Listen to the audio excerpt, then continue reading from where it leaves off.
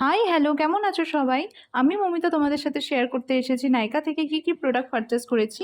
কিছু skin care এবং কিছু মেকআপ প্রোডাক্ট রয়েছে, কারণ নাইকাতে চলছে pink day sale up to 60% off. 31 জুলাই অবধি চলবে এই সেলটি। ফার্স্টে হাতে পেয়েছি হাইফেনের এই সিরামটি, যেটা আমার স্কিনকে হেলদি অ্যান্ড গ্লোই রাখে, সাথে অ্যাকনে অ্যান্ড স্কার ফ্রিও রাখে।